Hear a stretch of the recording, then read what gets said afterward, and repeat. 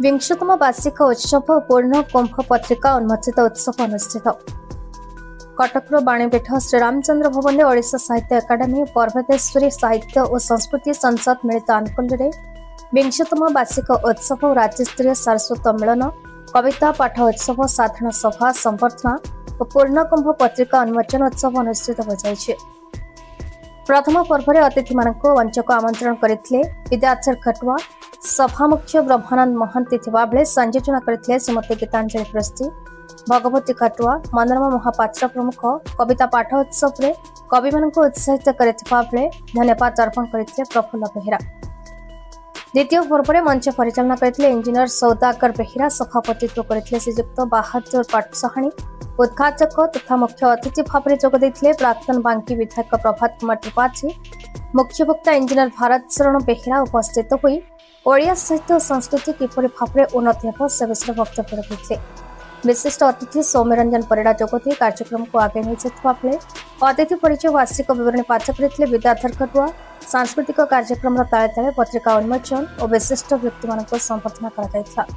सर्वशेष श्री ब्रह्मानंद महंती धन्यवाद अर्पण करते।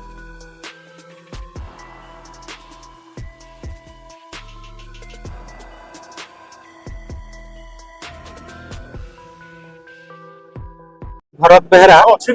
मोर परिचय है मु पर्वतेश्वर साहित्य संसद मुख्य उपदेष्टा अच्छी तो सहित ओडिशा सरकार को अधीन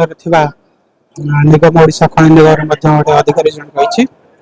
एवं जो पर्वतेश्वर साहित्य संसद सहित मु जड़ित हवा दिन ठारू आर कौन प्रत्येक प्रोग्राम रे मु अटेंड करिछि एवं ये जेहेतु आर पत्रिकार नाम कराई पूर्ण कुंभ एक आध्यात्मिक पत्रिका आपण मैंने जानी वर्तमान समाज रे लोक मान भितर जो आध्यात्मिक चेतना धीरे धीरे कमी गला आज बाप पुओ भितर संपर्क ना बाप पिला माने जो पाठ पढ़ी मनीष कर पिला माने बाहर को जाऊँ चाकरी किंतु बाप माँ को एठी अनाथ आश्रम रखी दे जाउछन्ती आलोकपात करिथुले एवं लोक मानको ए पत्रिका माध्यम रे वार्ता दउछु आध्यात्मवादी हुंतु एवं पूर्व जेमती समस्ते ईश्वर को विश्वास करुथले एवं पारिवारिक संपर्क रहउतला पिता धर्म पिता स्वर्ग पिता ही परम तप विद्याधर खटुआ संपादक पर्वतेश्वर साहित्य संस्कृति संसद बांकी पूर्णकुंभ हेउछि एक आध्यात्मिक वार्षिक पत्रिका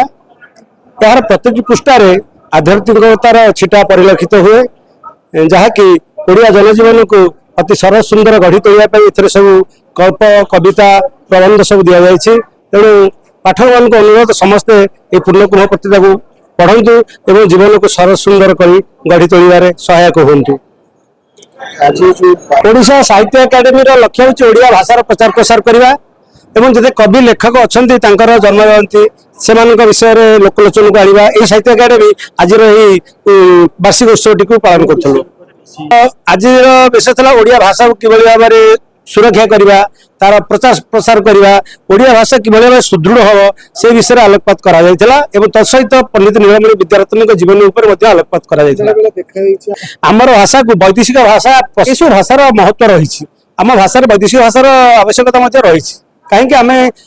गोटे ग्लोबालाइज आम पाठशाणी पूर्वतन ओडिशा साहित्य एकाडेमी सदस्य थी मुझे सभापति अच्छी पर्वतेश्वर साहित्य संस्कृति संसद अनुष्ठान आज ओडिशा साहित्य एकाडेमी और आम अनुष्ठान पर्वतेश्वर साहित्य संस्कृति संसद मिलित अनुकूल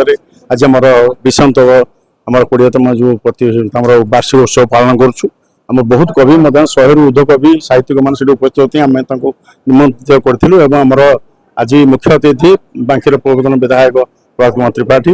एवं मुख्य वक्ता इंजीनियर भरत कुमार बेहरा से उच्चपद अधिकारी सब ओडिशा खनि निगम एवं आमर विशिष्ट अतिथि भाव में कवि सौम्यरंजन परिड़ा एवं आम संपादक को धन्यवाद देवी से बहुत आमर कर उद्देश्य हूँ लोक मान गोटे अनुष्ठान मध्यम एकाठी कर साहित्यर प्रचार प्रसार करवा एवं जो मैंने लुकायित प्रतिभा अच्छा किसी विलुप्त है नहीं आम ये पत्रिका ओडिया